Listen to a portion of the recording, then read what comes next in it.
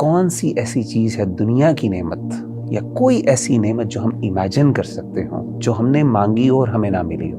اللہ کہیں گے کیا میں تمہیں اس سے افضل کوئی چیز نہ دوں؟ جنتی پوچھیں گے اللہ اس سے افضل کیا ہو، یعنی اور کون سی نعمت رہ سکتی ہے؟ اللہ تعالیٰ ان کو کہیں گے کہ اس سے بھی افضل ایک نعمت، اور وہ نعمت یہ ہے کہ میں آج کے بعد ہمیشہ ہمیشہ کے لیے تم سے راضی ہو گیا اور میں تم سے کبھی ناراض ہوں،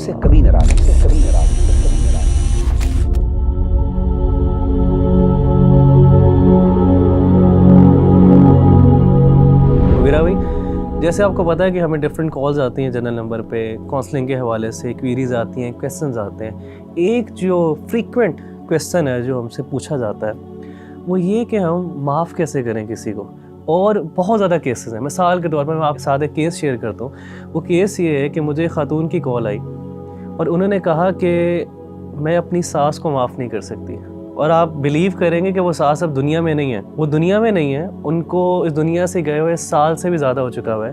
لیکن وہ کہتی ہیں کہ انہوں نے میرے ساتھ کچھ ایسا کیا ہوا ہے، میرے ساتھ کچھ ایسی زیادتی یا میرے سے کچھ ایسے الفاظ بولے ہیں یا مجھے اس طرح میری تذلیل کی ہے کہ میں اب ان کو معاف نہیں کر سکتی. اور انہوں نے ان کی خدمت بھی کی، جتنا ہو سکتا تھا انہوں نے خدمت بھی کی، لیکن اب ان کو معاف نہیں کر سکتی. انہوں نے بہت کوشش کی اور وہ بار بار کوشش کرتی ہیں لیکن ان سے معاف نہیں کیا جاتا. اور یہ عام طور کے اوپر بھی مغیرہ بھائی ایک انسان کسی بندے کو معاف کرنے میں جلدی نہیں کرتا. تو مغیرہ بھائی یہ کیسے کسی انسان کو ہم جلدی معاف کریں اور ہمارے دل میں وہ جو ایک نیگیٹیوٹی رہ جاتی ہے کسی کے بارے میں وہ نہ رہے؟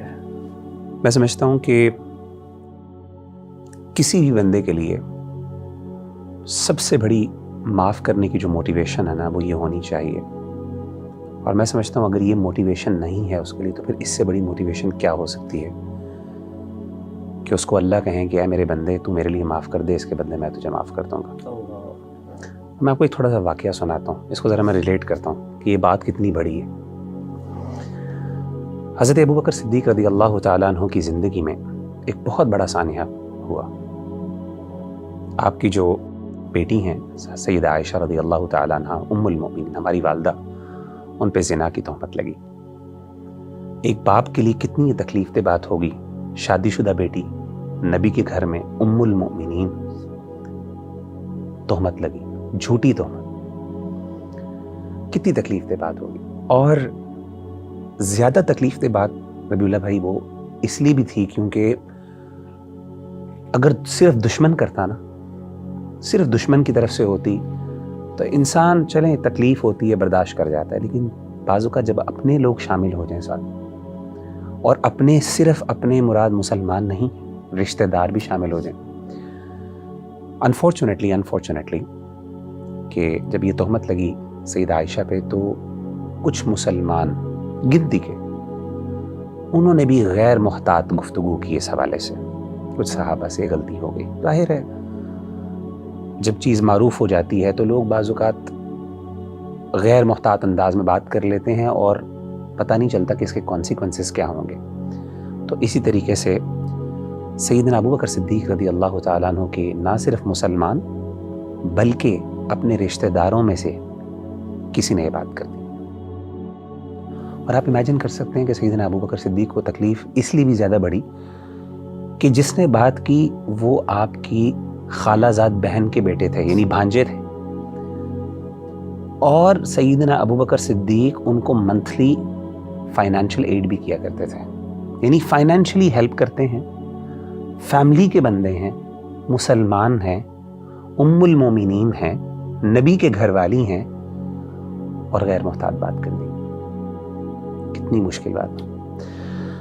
اب ہوا یہ کہ سیدنا ابوبکر صدیق رضی اللہ تعالیٰ عنہ نے کچھ نہیں، انتقام وغیرہ نہیں لیا، آپ نے معاف تو کر دیا، لیکن آپ نے قسم کھا لی.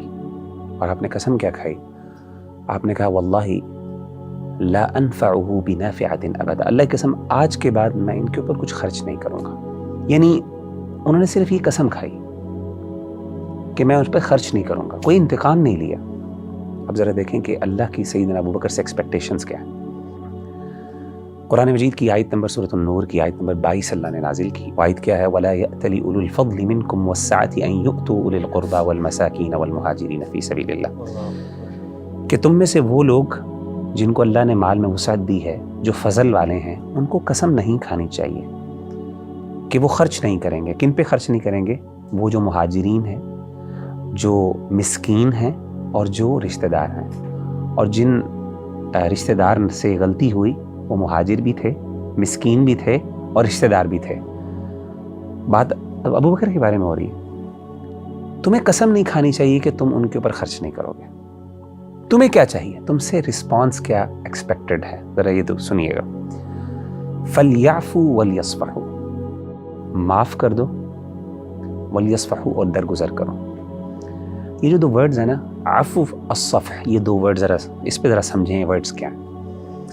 امام قرطبی رحمہ اللہ اس کی وضاحت کرتے ہیں, بہت بڑے مفسر ہیں. وہ کہتے ہیں معافی کہتے ہیں ترک مؤاخذۃ بالذنب. معافی کا مطلب, عفو کا مطلب یہ ہے کہ آپ نے انتقام نہیں لیا, سزا نہیں دی, that's it. لیکن الصفح جس کا ہم ترجمہ درگزر کرتے ہیں, اس کا مطلب کیا ہے؟ وہ کہتے ہیں اس کا مطلب ہے ازالۃ اثرہ من النفس, کہ انسان اپنا دل بھی صاف کر دیں. اب ذرا امیجن کریں کہ ابو بکر کی تکلیف کو ذرا امیجن کریں, ایک باپ کی تکلیف کو, اور اپنے مسلمان رشتہ دار جن پہ خرچ کرتے ہیں, جن پر احسانات کرتے ہیں, ان سے یہ غلطی ہوگی اور قسم صرف یہ کھائی کہ خرچ نہیں کروں گا. یعنی خرچ کرنا فرض بھی نہیں تھا. کون سا زکوٰۃ کی بات تھی؟ زکوٰۃ بھی نہیں تھی. صدقہ کرتے تھے, فرض بھی نہیں تھا. اللہ نے کہا ابو بکر نہیں, معاف بھی کرنا ہے, معاف کرنے کے ساتھ ساتھ دل بھی صاف کرنا ہے. یعنی دل میں بھی کچھ نہیں ہونا چاہیے. اب امیجن کریں کہ ابو بکر کے لیے کیا ان ریٹرن ہے. یعنی ٹھیک ہے اللہ میں کر لوں گا, یہ بہت بڑی بات ہے کہ چلے بندہ کہتا ہے معاف کر دیا, لیکن دل نہیں صاف ہوتا.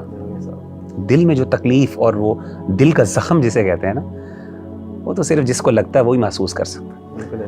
اللہ نے کہا کہ ابو بکر الا تحبون ان یغفر اللہ لکم, کیا تم نہیں پسند کرتے کہ اس کے بدلے اللہ تمہیں معاف کر دے؟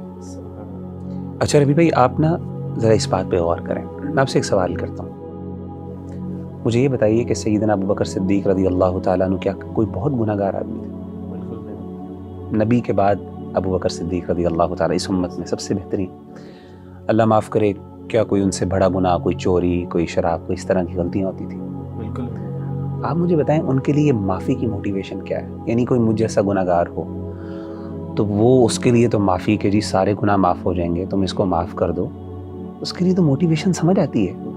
لیکن ابو بکر کے لیے کیا اس میں موٹیویشن تھی کہ ابو بکر نے کہا, جیسے ہی اللہ نے کہا الا تحبون ان یغفر اللہ لکم, تو سیدنا ابو بکر نے کہا بلا یا ربنا, اے میرے رب کیوں نہیں, ہم پسند کرتے ہیں اور اس کے لیے سب کچھ قربان کرنے کے لیے تیار ہوں کہ تم مجھ سے راضی ہو جاؤ. میں نے اس پہ غور کیا, میں نے کہا یار کیا اس میں ایسی چیز ہے.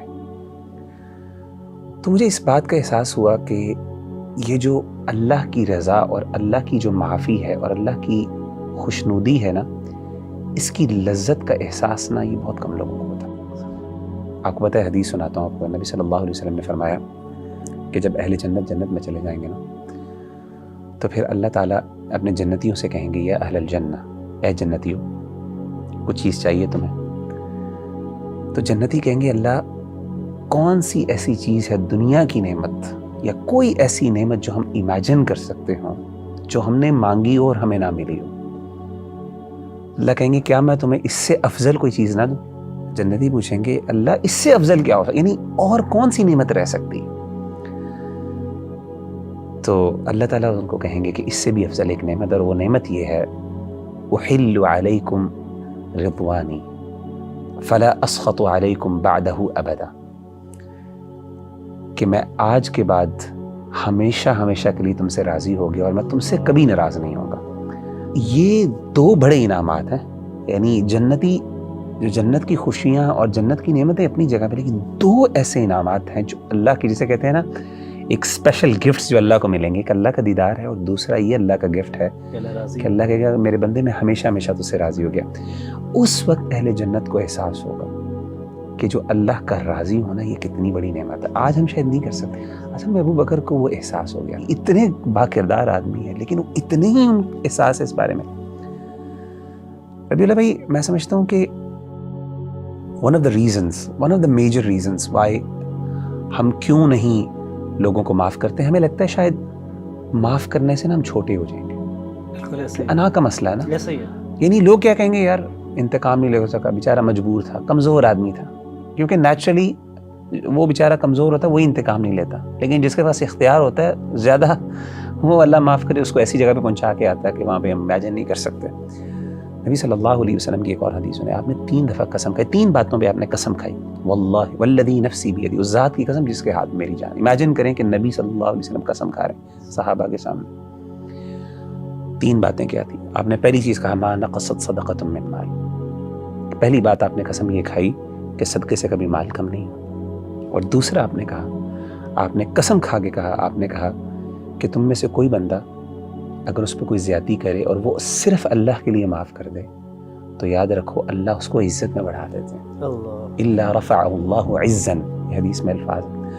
اور تیسری آپ نے قسم کھا کے بات کہی کہ وہ شخص جو اللہ کے لیے عاجزی اختیار کرتا ہے، ہیوملٹی ایکسپریس کرتا ہے، یہ اللہ اس کو بلندیاں عطا کرتے ہیں۔ تو یہ اصل میں نا میں سمجھتا ہوں نصیب کی بات ہے، یہ ایک فہم کی بات ہے، سمجھ کی بات ہے، اپروچ کی بات ہے۔